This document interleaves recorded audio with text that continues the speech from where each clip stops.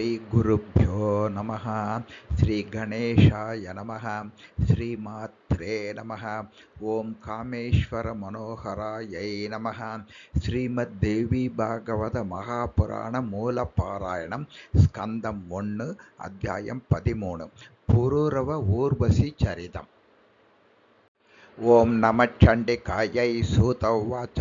शुद्धिं नेतु दिवं याते राज्यं चक्रे पुरूरवाः सगुणश्च स्वरूपश्च प्रजारञ्जनतत्परः प्रतिष्ठाने पुरे रम्ये राज्यं सर्वनमस्कृतं चकार सर्वधर्मज्ञः प्रजारक्षणतत्परः मन्त्रसुगुप्तस्तयासीत् परत्रयाभिज्ञता तथा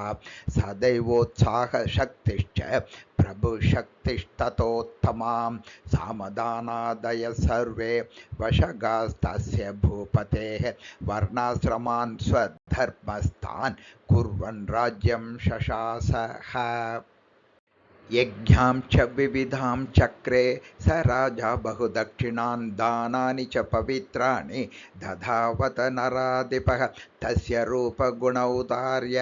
शीलद्रविणविक्रमान् श्रुत्वोर्वशी वशीभूता चकमेतं नराधिपं ब्रह्मशापाभितप्ता सा मानुषं लोकमास्थिता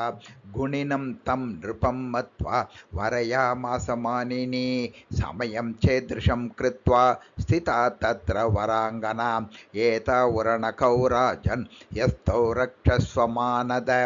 कृतं मे भक्षणं नित्यं नान्यत् किञ्चिन् नृपाशनं नेक्षे त्वां च महाराज नग्नमन्यत्र मैथुनात् भाषाबन्धस्त्वयं राजन् यदि भग्नो भविष्यति तदा त्यक्त्वा गमिष्यामि सत्यमेतत् ब्रवीम्यहम्। अङ्गीकृतं च तद्राज्ञा कामिन्या भाषितं तु यत् स्थिता भाषणबन्धेन शापानुग्रहकाम्यया रेमे तदा स भूपालो लीनो वर्षगणान् बहून् धर्मकर्मादिकं त्यक्त्वा चोर्वश्या मदमोहितः एकचित्तस्तु सञ्जातः तन्मनस्को महीपतिः न शशाक तया हीनः क्षणमप्यतिमोहितः एवं वर्षगणान्ते तु स्वर्गस्थः पाकशासनः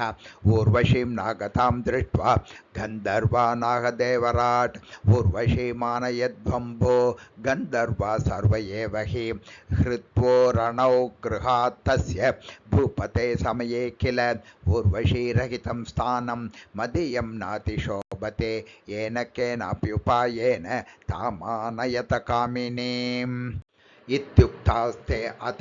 गन्धर्वा विश्वावसु पुरोगमाः ततो गत्वा महागाढे तमसि प्रत्युपस्थिते जहृस्तावरणौ देवा रममाणं विलोक्यतं चक्रतन्दस्तु तदा तौ तु ह्रियमाणौ विहाय सा ऊर्वशी तदुपाकर्ण्य ग्रन्थितं सुतयोरिव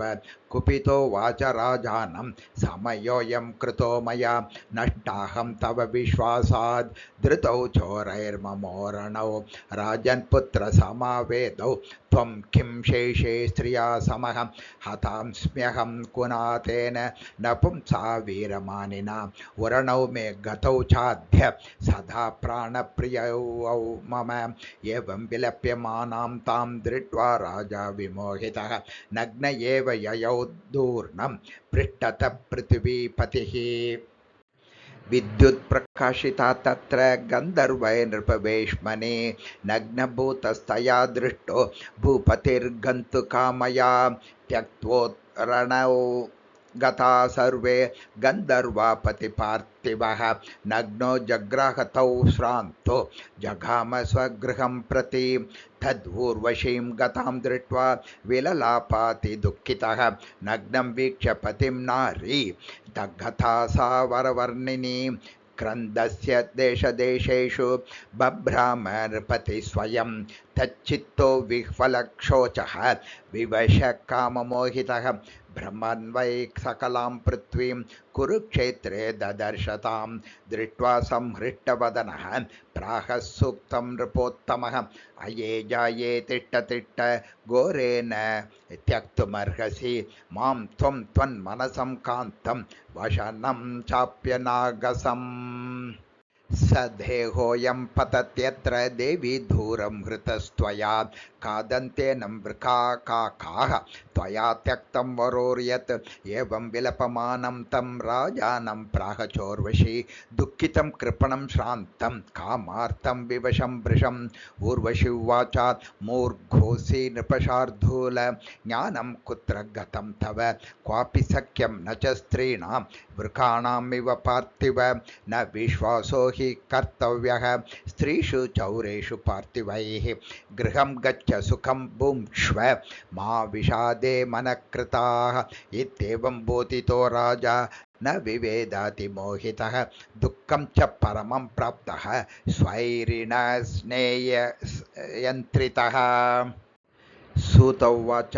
इति सर्वं समाख्यातम् उर्वशी चरितं महत् वेदेन्विस्तरितं चैतत् संक्षेपात् कथितं मया इति श्रीमद्देवी भागवत महापुराणे अष्टादशसाहस्र्यां संहितायां प्रथमस्कन्धे पुरुरवसूर्वश्याश्चरित्रवर्णनं नाम त्रयोदशोऽध्यायः। ओं श्रीजगदम्बार्पणमस्तु।